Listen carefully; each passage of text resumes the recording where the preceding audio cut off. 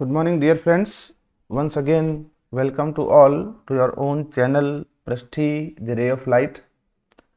Today, we are going to discuss the most important features of C++ programming language, that is encapsulation, right?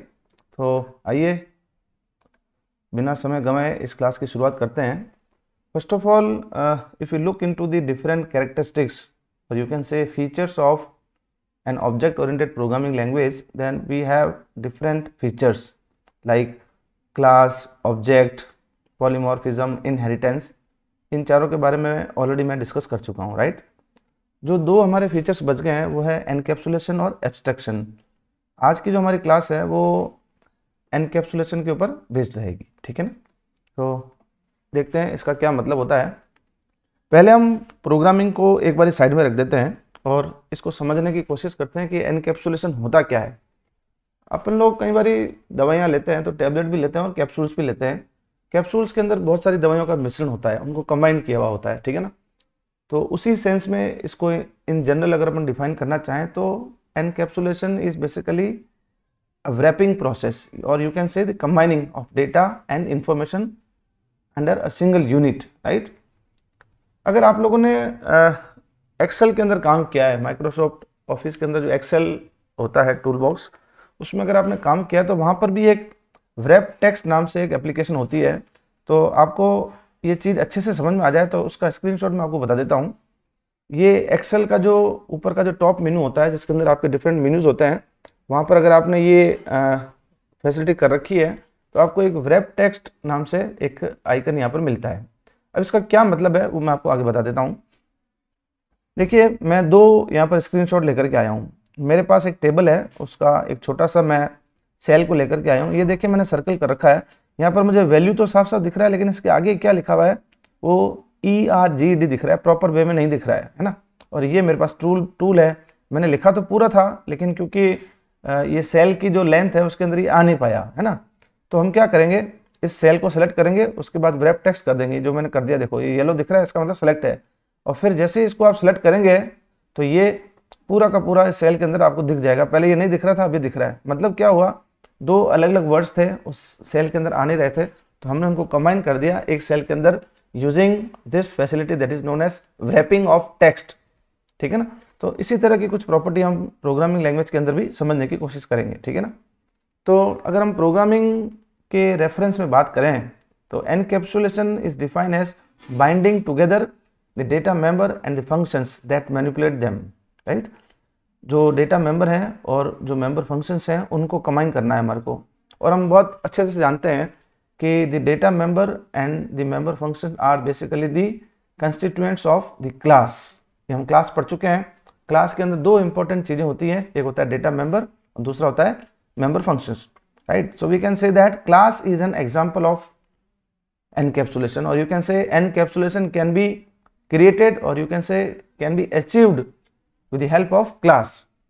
Basically हम already कर चुके हैं, हम class और object कैसे बनाते हैं, लेकिन अब एनकैप्सुलेशन होता क्या है, ये प्रॉपर्टी क्या चीज़ है उसको देखना है. आप सब जानते हैं, सिर्फ ये एक थ्योरेटिकल कॉन्सेप्ट है, इसको समझने की कोशिश करते हैं अपन, ठीक है ना. तो for a class encapsulation is one of the important features which is use to combine data members and member functions that is related to the same object. ये चीज़ हमको ध्यान रखनी है, राइट. कैसे अचीव होगा, through access specifiers. Access specifier कुछ भी हो सकता है, पब्लिक, प्राइवेट, प्रोटेक्टेड, है ना, या फिर स्टैटिक का, ठीक है ना. तो कुल मिला के अगर हम नट शेल में बात करें तो in encapsulation data members are private और मेंबर फंक्शंस आर पब्लिक. ये आपको रखना पड़ेगा अगर आपको एनकैप्सुलेशन अचीव करना है तो, ठीक है ना. मेरी नेक्स्ट कुछ स्लाइड्स के अंदर मैं आपको बताऊंगा through programming how we can achieve the encapsulation through class with the help of access specifiers, right. तो सबसे पहले थोड़ा सा मैं आपको रिकैप करा देता हूँ. जो एक्सेस स्पेसिफायर्स हैं, चाहे पब्लिक हो, प्राइवेट हो, प्रोटेक्टेड हो या स्टैटिक हो, इनका क्या मतलब है थोड़ा सा देख लेते हैं. Public class attributes are accessible everywhere. Everywhere का मतलब क्लास के अंदर और क्लास के बाहर भी, है ना. आप लोग जानते होंगे जब भी हम क्लास को डिफाइन करते हैं तो एक करली ब्रेसेस शुरू होता है और लास्ट में करली ब्रेसेस, फिर अपन सेमीकोलन लगाते हैं, वो क्लास की क्लोजिंग हो जाती है ना.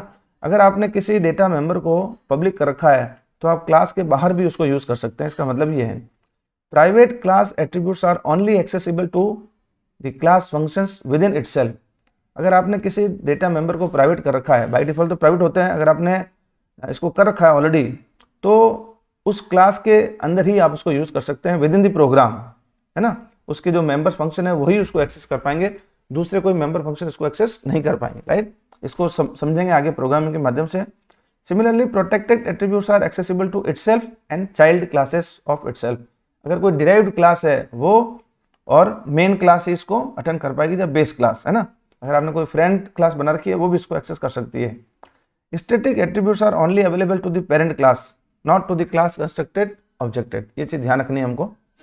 अब ये प्रोग्राम मैं आप लोगों के सामने लेकर के आया हूँ, इसके माध्यम से we'll try to understand how the encapsulation can be achieved through class with the help of access specifiers। तो शुरुआत करते हैं। देखिए सबसे पहले मैंने ये जो सिंबल लगाया है आप जानते होंगे, it is use to comment the multiple lines, है ना। ये स्लैश एस्ट्रिक और यहाँ पर स्लैश एस्ट्रिक बंद हुआ। मैंने ऊपर लिखा है encapsulation comma data members are set to private and member functions are set to public. ये चीज हमको ध्यान रखनी है ना। डेटा मेंबर जो होंगे वो प्राइवेट रहेंगे और मेंबर फंक्शन जो है वो पब्लिक रहेंगे। ये दोनों हेडर फाइल क्योंकि मैंने ऑनलाइन बनाया था, अगर आप टर्बो में बनाएंगे तो iostream.h और फिर आप conio.h भी लगा देना, ठीक है ना। इसकी जरूरत नहीं पड़ेगी। यूजिंग नेम स्टेप एसटीडी का मतलब है यहाँ पर सिमिलर फंक्शंस होते हैं तो उनको हम कोई कंफ्यूजन नहीं रहे, इसलिए हम ऑनलाइन में आईडी में ये यूज करते हैं। .h लगाने की भी जरूरत नहीं पड़ती है, ये आप जानते हैं, ठीक है ना। यहाँ से शुरू करते हैं हम क्लास से। देखिए क्लास एक कीवर्ड है, जब भी हम क्लास बनाएंगे तो क्लास कीवर्ड से ही शुरू होगी। एनकैप्सुलेशन मेरी क्लास का नाम है, तो ये हो गया मेरा single line comment defining class. Class को कैसे डिफाइन करेंगे, ऐसे। ये करली ब्रेसेस जो है वो क्लास का शुरुआती पॉइंट है, स्टार्टिंग होगी, ठीक है ना। अब मैंने यहाँ पर एक कीवर्ड लिखा है प्राइवेट एक्सेस स्पेसिफायर, है ना। इंटीजर ए बी ये डेटा मेंबर्स हैं, ये by default access specifier is private. अगर आप यहाँ पर प्राइवेट नहीं भी लिखेंगे तो ये प्राइवेट रहेंगे, पब्लिक करेंगे तो ही पब्लिक होंगे, अन्यथा ये प्राइवेट रहेंगे। मैंने आपको यहाँ पर लिख भी दिया है प्राइवेट, है ना। आप लिखें चाहे नहीं लिखें, फॉर दिस पर्टिकुलर केस मोर और लेस इट इज सेम, है ना। मैंने लिख दिया है जानबूझ के ताकि हम आगे क्लियरिटी ले आए। फिर मैंने लिखा है पब्लिक वॉइड शो, ये मेरा फर्स्ट मेंबर फंक्शन है। मेंबर फंक्शन क्या करेगा, इसके अंदर मेंबर फंक्शन की डेफिनेशन है। ये देखिए ये करली ब्रेसेस और ये करली ब्रेसेस मेंबर फंक्शन की पहले मेंबर फंक्शन की बॉडी है ना। हम क्या करवाना चाहते हैं इससे, हम 2 नंबर एंटर करवाएंगे। एंटर ये तो एक स्ट्रिंग है ना। फिर हम 2 नंबर इनपुट में ले रहे हैं ए और बी, है ना। और फिर उन्हीं नंबरों को स्पेस देकर के हम वापस प्रिंट करवा रहे हैं, राइट। ये मेंबर फंक्शन का काम खत्म हुआ, है ना। फिर मैंने दूसरा मेंबर फंक्शन लिया है ना, ये वाला वॉइड सम के नाम से, राइट। इसके अंदर हम क्या कर रहे हैं, 2 वैल्यू एंटर करवा रहे हैं स्ट्रिंग के माध्यम से। फिर दोनों वैल्यू एंटर करा दी और फिर हम सम करना चाहते हैं। सी out is equal to some, ये एज इट इज प्रिंट हो जाएगी स्ट्रिंग, और फिर a प्लस बी यानी कि सम एग्जीक्यूट होगा और हम नेक्स्ट लाइन के अंदर चले जाएंगे। ये करली ब्रेसेस सम फंक्शन का स्टार्टिंग एंडिंग खत्म, और ये जो करली ब्रेसेस है with column semi colon sorry, ये आपकी क्लास यहाँ पर क्लोज हो गई, है ना। प्रोग्राम थोड़ा बड़ा था इसलिए मैं नेक्स्ट स्लाइड में आपको वॉइड मेन वाला बताऊंगा। आई थिंक यहाँ तक आपको क्लियर हो गया होगा कि यहाँ पर हमने एक क्लास बनाई है एनकैप्सुलेशन के नाम से, जिसके 2 डेटा मेंबर हमने लिए हैं। इंटीजर टाइप के वेरिएबल्स हैं ए एंड बी, जो कि प्राइवेट डिक्लेयर किए हमने, और हमें 2 ही मेंबर फंक्शन बनाए हैं, वॉइड शो और वॉइड सम। पहला मेंबर फंक्शन के अंदर नंबर इनपुट करवा रहे हैं और उन्हीं को वापस प्रिंट करवा रहे हैं। सेकंड मेंबर फंक्शन में हम नंबर एंटर वैल्यू करवा रहे हैं, सेम या दूसरी भी हो सकती है आप चाहें तो, और फिर हम उनका सम करवा रहे हैं, ठीक है ना। अब मेन फंक्शन जो है उसके अंदर डेटा मेंबर्स को एक्सेस करने के लिए आपको ऑब्जेक्ट डिफाइन करने पड़ेंगे, ये हम पहले ही बात कर चुके हैं, ठीक है ना। तो इंटीजर मेन के अंदर सबसे पहले हम कैसे डिफाइन करते हैं, सबसे पहले क्लास का नाम आता है और फिर ऑब्जेक्ट के नाम आते हैं। एनकैप्सुलेशन मेरी क्लास का नाम है, पृष्ठी ये मेरा पहला ऑब्जेक्ट है और खयानी मेरा दूसरा ऑब्जेक्ट है, right. For your kind information, Prishthi is the name of our channel and Khayani is basically my surname, right.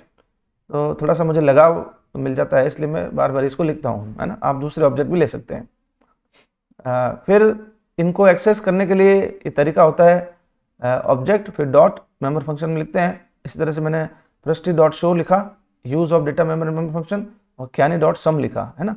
Prusty dot show में क्या होगा, जो नंबर आप एंटर करवाएंगे वो शो होंगे, और खयानी डॉट के अंदर आपका सम जो है वो कॉल हो जाएगा फंक्शन, है ना। फिर रिटर्न 0 कर दिया, ये आपका प्रोग्राम खत्म हो गया। तो इस प्रोग्राम का जो आउटपुट है वो किस तरह से आएगा, वो देख लेते हैं। सबसे पहले जैसे आप इस प्रोग्राम को रन कराएंगे तो program will ask you enter 2 numbers. तो मैंने 2 नंबर एंटर किए 1 और 2, तो वापस मेरे पास 1 2 आ गए। फिर मेरे से पूछा गया सेकंड के लिए मेंबर फंक्शन के लिए एंटर वैल्यूज़, वहाँ पर मैंने नंबर लिखा था या मैंने वैल्यूज़ लिखी थी, ताकि आपको पता चल जाए कि ये कौन सा फंक्शन कॉल हुआ और ये कौन सा फंक्शन हुआ। ये आपका शो वाला है और ये आपका सम वाला है।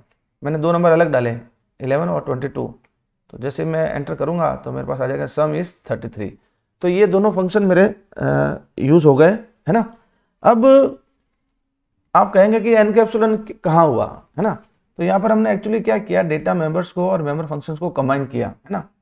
लेकिन हमने डेटा मेंबर लिए प्राइवेट, और जब हमने प्राइवेट डेटा मेंबर लिए तो हमने एक इंपॉर्टेंट बात कही कि private class attributes are only accessible to the class functions within itself, not outside the class.